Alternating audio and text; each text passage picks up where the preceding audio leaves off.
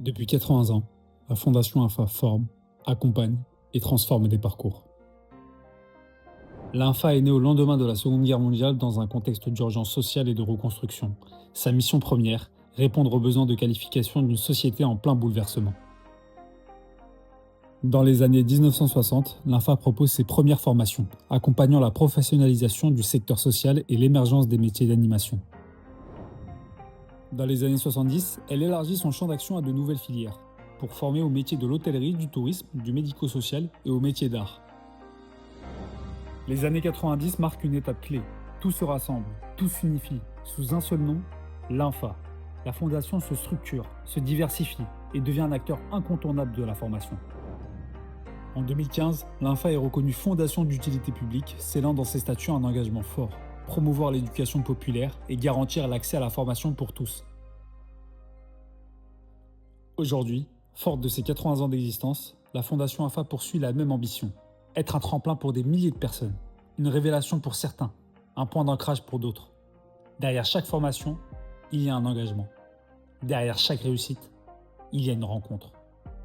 Nous célébrons une histoire riche d'humanité, de transmission et d'évolution. Mais plus encore, nous regardons vers l'avenir, car la mission de la Fondation INFA est plus actuelle que jamais. Accompagner les transitions, révéler les talents et donner à chacun les moyens de construire son avenir. 80 ans d'action et toujours la même promesse. Faire grandir les compétences, les individus et les espoirs. Notre job, c'est de déléguer, c'est de transmettre, c'est pas de conserver pour soi. Et ça, c'est l'INFA. Je veux dire, notre différence avec d'autres centres de formation, c'est ça, fondamentalement. On accompagne les personnes. Notre job, c'est de révéler des talents. Ce qui m'anime profondément, c'est finalement de réaliser, d'arriver à faire des ponts entre les aspirations individuelles et les besoins collectifs. Et pour moi, c'est ce que fait l'INFA depuis 80 ans. L'individu, le stagiaire, est toujours resté au centre de la formation. Ce qui est important, c'est que le stagiaire, et surtout à la Fondation INFA, on l'a toujours considéré comme étant acteur de sa formation. On est toujours accompagné, c'est-à-dire que quand on apprend sur les lois, on apprend des choses, en fait on les met toujours en application avec le lieu d'apprentissage. Et c'est ça qui nous aide justement à accompagner des jeunes, c'est-à-dire qu'on ne peut pas accompagner un jeune tant qu'on ne connaît pas les apports théoriques. Tous les directeurs de la pédagogie qui sont passés à la Fondation INFA, aujourd'hui vous parleront de l'apprentissage par le geste. Le directeur de l'INFAC de l'époque, Michel Béchameil, parlait de la pédagogie de l'action. Et c'est quelque chose qui était extrêmement important et qui m'a servi pendant toute ma carrière professionnelle.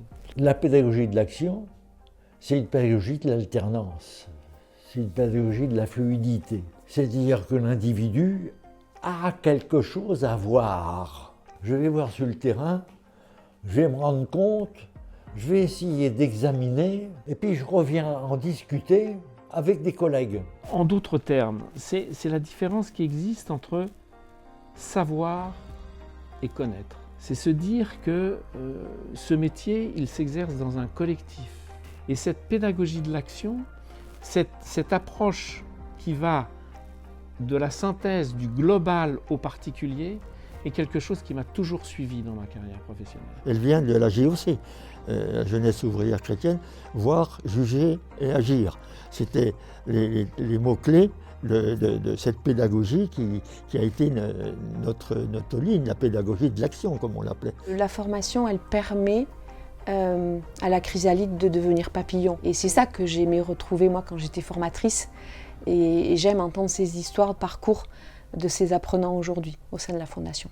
Alors l'INFA a fait beaucoup de choses. On avait le sentiment d'être à l'écoute de ses élèves et de voir ses élèves. Et moi je me suis sentie encore plus à l'aise dans ce que je faisais. Et c'est aussi grâce à ça qu'ils ont peut-être vu un potentiel, je ne sais pas. Comment on arrive à révéler des potentiels? Notre métier, c'est celui-là.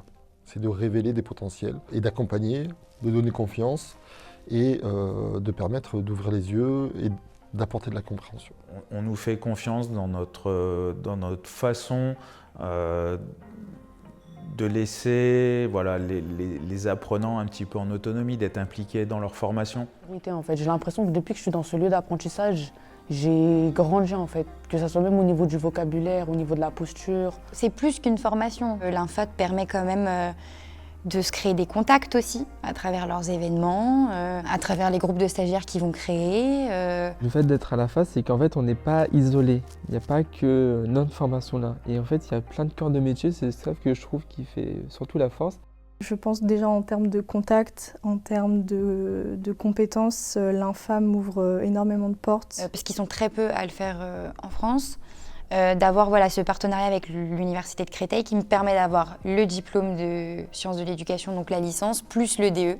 Le jour où ils ont créé ce partenariat, ils ont vraiment ajouté une plus-value à cette formation, à ce parcours. Le monde de l'éducation populaire, il a besoin justement d'être reconnu, d'être valorisé, d'avoir des références universitaires.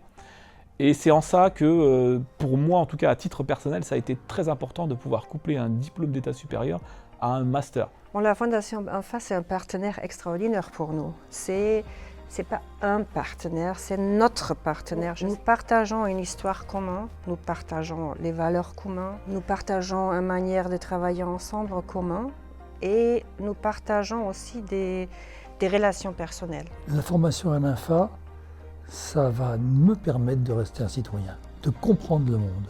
Pas simplement d'apprendre à être cuisinier ou travailleur social, de comprendre le monde. Parce que je ne serai un bon travailleur social, un bon cuisinier, que si je comprends ce qui se passe autour de moi. À un moment donné, on vous reconnaît. On reconnaît que vous avez un savoir et que vous méritez de le transmettre. Les gens qui sont impliqués, que ce soit au niveau du conseil d'administration, de la direction, comme des cadres, comme des formateurs, tout le monde croit à ce qu'on fait. Et donc, comme ils y croient, ils sont porteurs à la fois des valeurs anciennes, mais aussi de nouvelles valeurs.